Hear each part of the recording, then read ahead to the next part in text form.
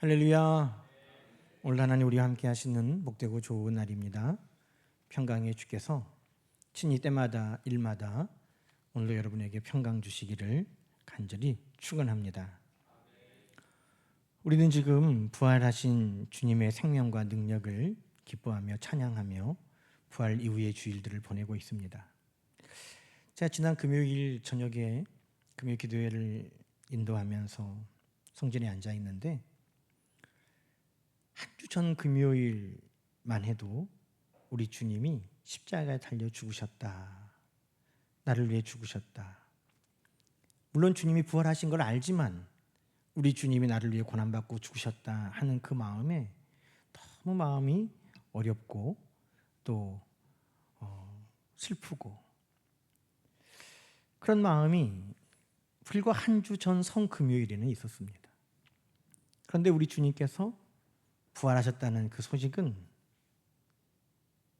이번 주일 예배를 드리면서 우리 주님의 부활이 우리에게 이렇게 기쁨을 가져다 주고 소망을 가져다 주시는구나 하는 것을 다시 한번 예배하면서 깨닫고 나누게 되었습니다. 여러분, 주님의 부활은 그냥 우리가 기념하여 지키는 어떤 날이 아닙니다. 그 부활의 능력을, 기쁨을, 생명을 오늘 우리가 누리고 있는 것입니다. 부활의 주님은 지금도 내 안에 함께 하시고 내 삶을 통해서 주님의 생명과 빛이 역사하도록 오늘도 우리를 이끌어 가시는 줄로 믿습니다. 오늘 우리는 주님께서 십자가에 달리시기 전에 친히 제정하신 거룩한 성찬 예전에 참여하려고 합니다. 성찬 예전은 우리 주님의 희생과 사랑, 겸손, 섬김, 그 모든 것이 이 성찬 예전에 담겨 있습니다. 특별히 오늘 우리는 이 성찬 예전을 참여하면서 우리 주님께서 우리에게 섬김의 본이 되라, 화목하게 하는 자가 되라, 성령께서 하나 되게 하신 것을 힘써 지키라 하시는 그 말씀을 우리가 잘 듣는 시간 되기를 주의 이름으로 축원합니다. 여러분, 오늘 성찬에 참여하면서 우리는 우리 주님께서 제자들과 함께 베푸셨던 그 성찬의 식탁이 섬김의 식탁이었다는 것을 기억해야 합니다. 여러분, 식탁에 여러분은 어떤 모습으로 앉아있기 원합니까? 식탁에 섬기는 서번트의 자세로, 종의 자세로 식탁에 있기를 원합니까? 아니면 주인된 자세로 식탁에 이렇게 앉아있기를 원합니까? 어느 누구도 편하게 밥 먹고 싶고 식탁에서 주인같이 있고 싶지 밥 먹는 그 시간에 종처럼 섬기고자 하는 사람은 없을 겁니다. 심지어 내 자신의 음식을 위해서도 그렇습니다. 전에는 저도 뷔페 음식을 좋아했어요. 여러 가지 음식들이 있으면 이것도 먹어보고 저것도 먹어보고 또 그중에 처음 먹어보는 음식도 있고 새로운 것도 있고 막 눈이 즐겁고 입이 즐겁고 막 그러잖아요. 그래서 앉아서 먹다가 또 떨어지면 저기 가서 한 바퀴 돌다가 와서 먹다가 그게 재밌을 때도 있었어요. 그런데 밥 먹을 때는 좀 가만히 앉아서 그냥 누가 가져다 주는 거 그냥 갈비탕 하나 먹더라도 그렇게 먹으면 좋겠다 하는 생각이 이제는 더 커지더라고요. 그래서 결혼식에 가면 옛날이 좋은 것 같은데 이런 이야기를 종종 나눕니다. 여러분, 예전에는 결혼식이 어떻게 하객들을 섬겼던가요? 식당에 들어가면 4분씩 앉으세요 하고 앞에 동그란 불판에 음식을 가져다 주고 상에 다 이렇게 종류별로 있죠. 아이고, 그때가 좋았던 것 같아. 그런 말들을 나누곤 했습니다. 왜? 나를 위해서 하는 수고입니다. 내가 내 먹을 음식 가져오는 겁니다. 그런데 그것도 귀찮은 거예요. 그냥 편안하게 먹고 싶은 마음이 우리에게는 다 있는 것입니다. 하물며 누가 다른 사람을 섬기며 종처럼 식탁에서 봉사하고 싶은 사람은 없겠죠. 그런데 여러분, 예수님께서 십자가를 지시기 전날 제자들에게 식탁을 베푸셨습니다. 제자들과 함께 마지막 만찬을 먹기를 원하셨습니다. 여러분, 주님은 어디에 앉아 계셨을까요? 가장 높은 상석에 편하게 그 당시에 유대인들은 로마식 사람들의 식습관을 따라서 밥을 옆으로 기대서 먹었습니다. 밥을 어떻게 먹었다고요? 우리는 이렇게 식탁에 앉아서 예전에는 밥상을 놓고 정자세로 앉아서 먹는데, 유대인의 밥 먹는 자세를 아마 예전에 양반들이 보셨다면 호통을 치셨을 겁니다. 밥 먹는데 누가 누워 있느냐고, 어떤 놈이 그렇게 누워 있느냐고 막 그럴 거예요. 근데 유대인들은 다 이렇게 누워서 기대서 밥을 먹었거든요. 아마 제일 상석에서 편하게 누워서 있는 곳에 예수님을 찾으면 아마 예수님을 발견할 수 없었을 것입니다. 예수님께서 제자들에게 함께 밥을 먹자 하고 부르신 그 자리에서 제자들이 당황스러운 일을 예수님이 하기 시작하셨습니다. 그게 어떤 일입니까? 요한복음 13장에 보면 예수 그리스도께서 최후의 만찬에서 어떻게 행하셨는지를 기록하고 있습니다. 4절부터의 말씀. 저녁 잡수시던 자리에서 일어나 겉옷을 벗고 수건을 가져다가 허리에 두르시고 이에 대야에 물을 떠서 제자들의 발을 씻으시고 그 두르신 수건으로 닦기 시작하셨다는 겁니다. 여러분, 흉내만 낸 거 아닙니다. 흉내만 낸 거 아니에요. 간혹 우리가 고난주간에 예수님 하셨던 것을 따라서 세족식을 하기도 합니다. 그러나 우리 주님은 그 정도 하신 게 아니에요. 흉내를 내신 게 아니에요. 여러분, 겉옷을 벗고 수건을 가져다가 허리춤에 차시고 물을 직접 대야에 떠오셔서 제자들의 발을 씻으시고 그 두르신 수건으로 발을 닦아주셨다는 겁니다. 제대로 하신 거예요. 누구처럼? 종처럼. 여러분, 제자들이 왜 당황했냐면 이것은 종 중에서도 가장 낮은 종이 하는 일이기 때문입니다. 그냥 예의로 할 수 있는 일이 아닙니다. 조선시대 궁궐에도 궁녀들이 많이 있지만 여러분, 궁녀들도 다 똑같은 궁녀가 아니에요. 왕이 입으시는 옷을 만드는 궁녀, 궁녀 중에서도요 아주 높은 궁녀들입니다. 큰 소리 치는 겁니다. 왕이 드시는 수라를 준비하는 궁녀, 다르죠. 제일 하찮은 궁녀는 뭡니까? 허들의 일 물 떠오는 궁녀. 궁녀라고 궁에 있지만 무술이라고 불렀습니다. 가장 하찮은 일을 하는. 여러분, 이 유대인들도 그 주인의 발을 닦는 것 모든 종이 다 하는 게 아니에요.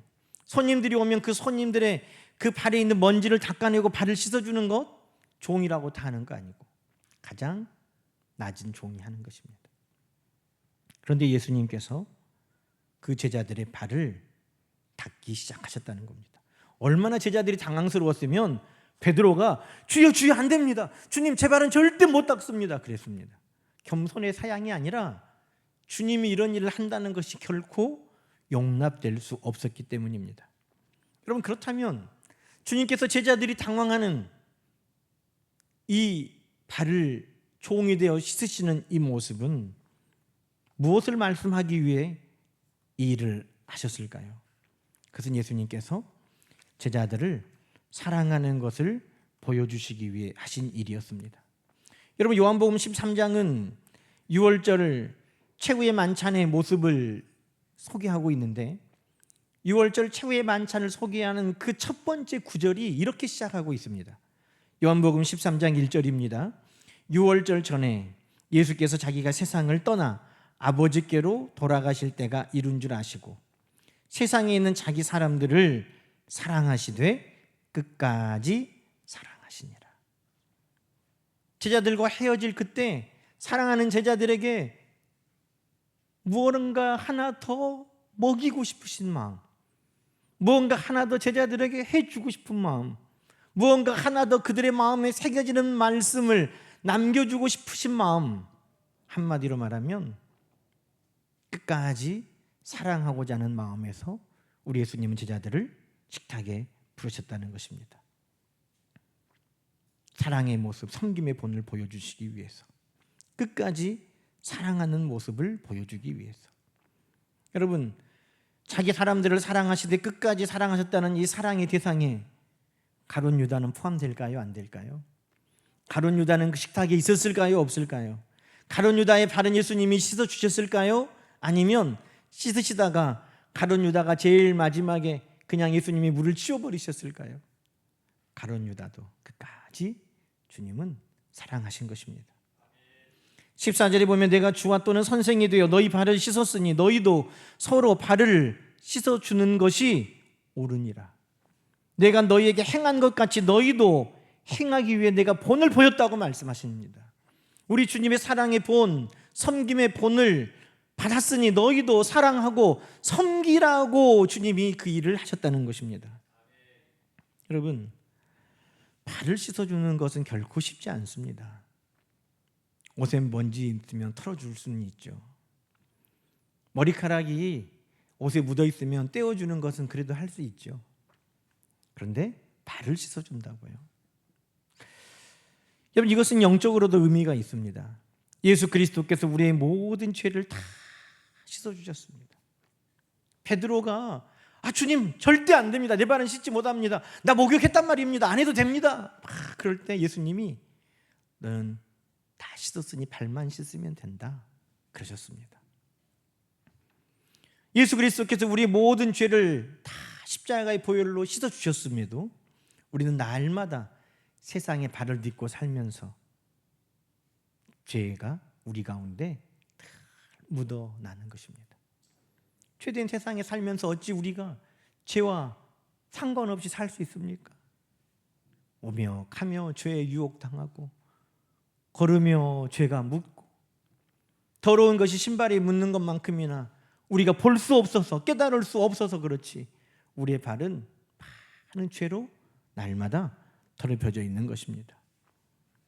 그때 예수님께서 그것을 누가 씻으라고 하시는 거예요? 서로 사랑함으로 그 발을 씻어주라는 것입니다. 서로 사랑함으로 형제의 그 허물을 씻어주라는 것입니다. 그 형제의 발에서 어떤 더러운 것이 있든지 그것을 드러내고 정죄하고 비난하고 그것을 들춰내는데 너희가 쓰임받는 것이 아니라 섬기고 사랑하는데 너희는 그것을 씻어주어라 라고 말씀하셨다는 것입니다. 여러분, 오늘 우리는 끝까지 사랑하고 끝까지 섬기며 그의 허물을 씻어내 주어라 하시는 주님의 명령 앞에 서 있습니다. 이 성찬이 바로 그 자리라는 것입니다. 이 성찬을 함께하는 우리가 서로의 잘못을 들춰내고 비난하고 정죄하는 것이 아니라 우리는 끝까지 사랑하셨던 주님의 그 마음을 가지고 우리는 그 주님의 마음을 가지고 끝까지 그 허물을 가려주고 덮어주고 씻어주고 하는데 우리 모두가 섬김의 모습으로 쓰임받는 것입니다. 오늘 성찬에 참여하면서 우리 모두가 기꺼이 다른 이의 발 앞에 무릎을 꿇을 수 있는 용기가 있어야 합니다. 그의 발을 품을 수 있는 용기가 있어야 합니다. 그것을 씻어내줄 수 있는 사랑과 관용이 우리 가운데 있어야 하는 것입니다. 그 성찬이 되기를 주의 이름으로 축원합니다. 여러분, 또 성찬은 화목의 식탁이었습니다. 예수님께서 십자가의 죽으심을 기념하기 위해 우리에게도 성찬을 하라고 명령하셨습니다. 여러분, 죽으심을 기억하기 위해 여러분, 예수 그리스도의 죽으심은 우리에게 가져다 주신 게 있습니다. 예수 그리스도께서 죽으심으로 하나님과 우리가 화목하게 되었다는 것입니다. 예수 그리스도의 죽으심으로 우리가 서로 화목하게 되었다는 것입니다. 막힌 담이 무너지고 우리가 서로 화목하게 할 수 있는 길이 우리 주 예수 그리스도로부터 활짝 열어진 것입니다. 여러분, 오늘 우리가 읽은 고린도후서 5장 14절 말씀은 무엇으로 시작하고 있습니까? 그리스도의 사랑이 우리를 강권하시는도다. 예수 그리스도의 사랑을 깨달으면 어느 누구에게도 우리는 화목할 수 있습니다. 왜? 나 같은 죄인을 하나님께서 용서해 주셨는데 내가 누구를 용서할 수 없겠습니까? 그러니 우리는 누구라도 화목할 수 있습니다.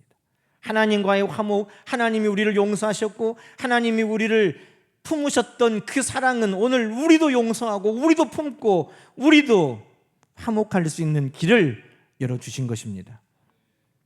예수 그리스도께서 우리를 위하여 죽으심으로 우리에게 그 사랑을 보여주시니, 여러분, 오늘 바울은 고린도 교회에 뭐라고 이야기하고 있습니까? 고린도 교회는 나눠지는 심한 교회, 갈등이 있는 교회, 서로 정죄하고 비난하는 일들이 빈번한 교회였지만 바울은 고린도 교회의 성도들에게 예수 그리스도의 사랑이 우리를 강권하도다 하시면서 이제는 나를 위해 사는 사람이 없고 라고 이야기하고 있습니다.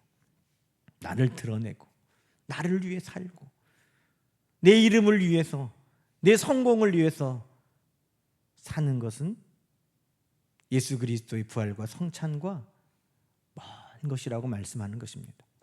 여러분, 왜 화목하지 못합니까? 실제적인 일, 그것은 경쟁하고 갈등하기 때문입니다. 어떤 교회에서는 전도하고 기도가 싸우는 일이 있었어요. 왜 전도하고 기도가 싸웠을까요? 전도도 하나님의 일이고 기도도 하나님의 일 아닙니까? 전도하는 것도 하나님이 기뻐하시고 기도하는 것도 하나님이 기뻐하시는 일 아닙니까? 그런데 왜 전도와 기도가 싸웁니까? 전도하는 분들이 막 비난하는 거예요. 전도해야 될 때 교회에 앉아서 기도만 하고 있다고. 그러니까 기도하는 분들은 또 전도하는 사람들 비방하는 거예요. 저것들은 기도는 안 하면서 돌아다니기만 한다고. 다 귀한 일인데 왜 그럴까요? 서로 자기를 드러내고자 했기 때문입니다. 우리 전도하는 사람들의 그룹이 성과를 드러내야 되고 더 확장돼야 되고, 우리 기도하는 그룹이 더 많이 모여야 되고 더 성과가 있어야 하고, 이 맡은 책임자들이 경쟁하다 보니까 전도와 기도가 경쟁의 자리가 되고 다투는 자리가 되더라는 것입니다. 여러분, 나를 위해 전도하는 겁니까? 나를 위해 기도하는 겁니까? 그것이 다 내 영광을 위해 나를 드러내기 위한 수단이 되면 그것은 화목할 수 없고 다툼과 분란만 일으키는 것입니다. 성경은 분명 말합니다.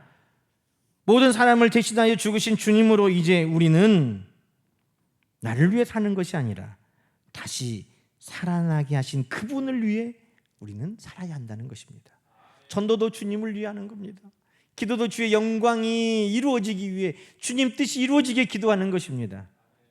내 자랑, 내 영광, 내 성과, 내 업적을 위해 하는 모든 일들은 화목할 수 없습니다.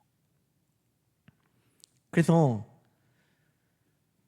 이제는 나를 위해 하는 것이 아니라 주님을 위해 내가 한다라고 할 때 고린도후서 5장 17절은 그리스도 안에서 새로운 피조물이라고 하는 것입니다.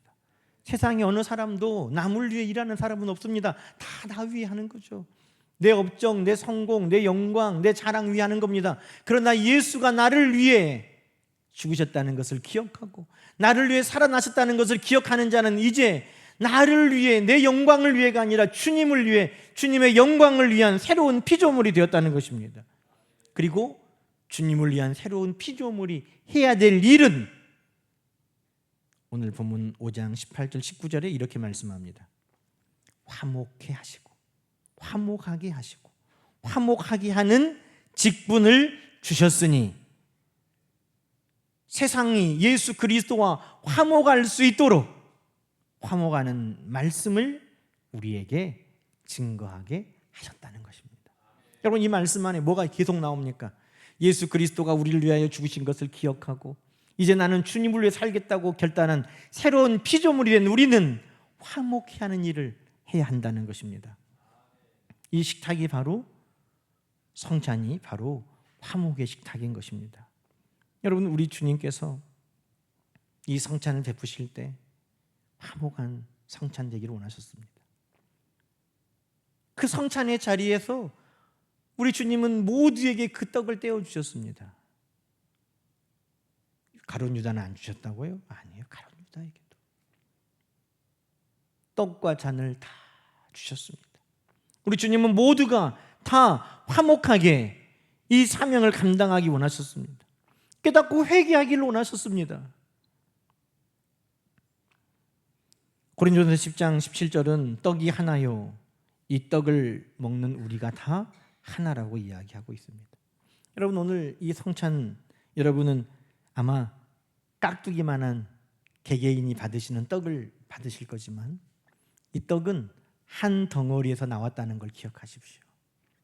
이 한 덩어리에서 나오는 그 떡을 우리가 먹고 우리는 하나임을 다시 한번 기억하고 화목히 하는 직분, 하나됨을 힘써 지키라고 하시는 그 말씀을 이루어 가야 되는 것입니다.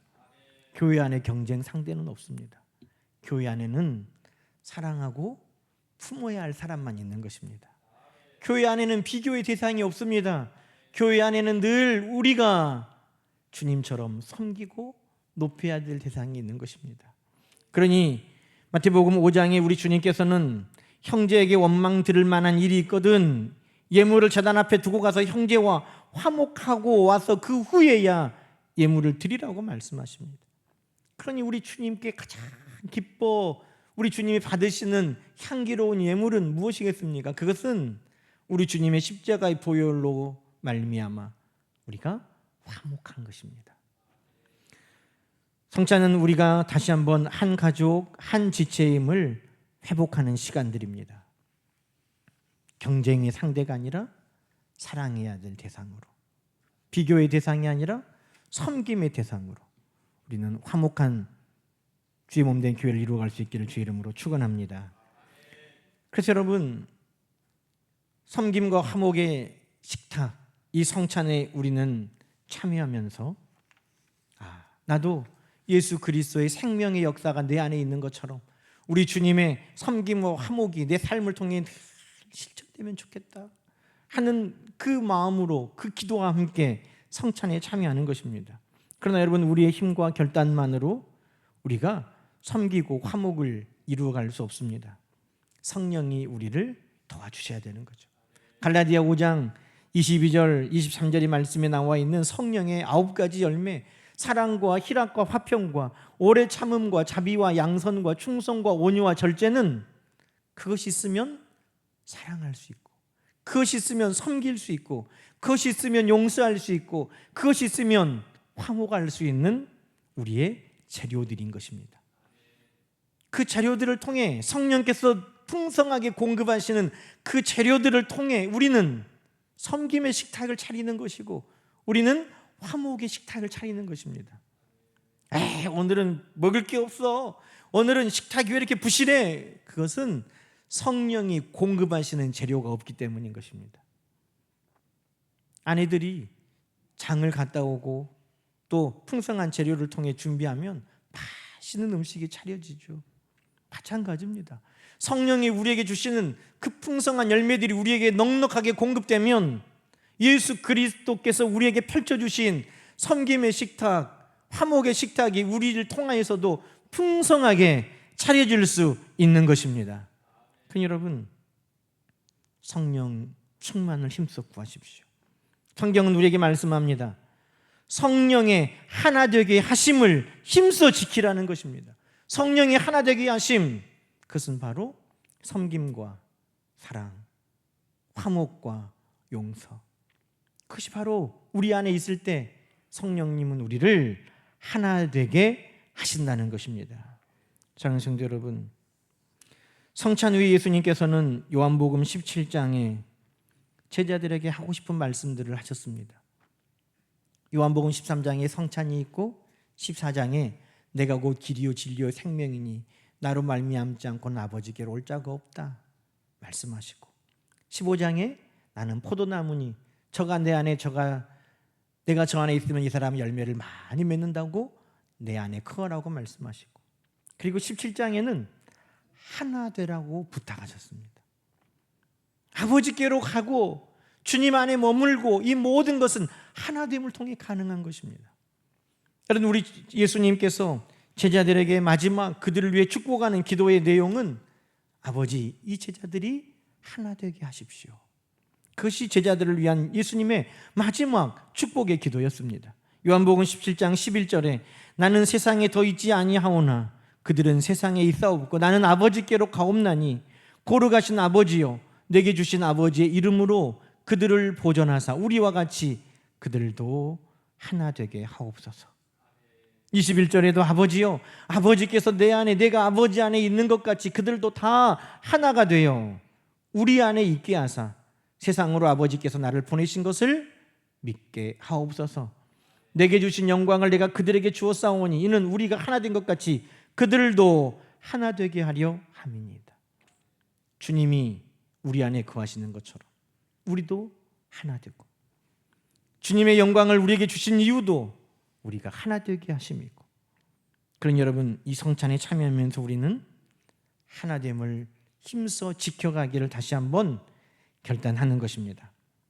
이제 말씀 이후에 우리는 주의 몸과 피, 떡과 잔을 먹고 마실 것입니다.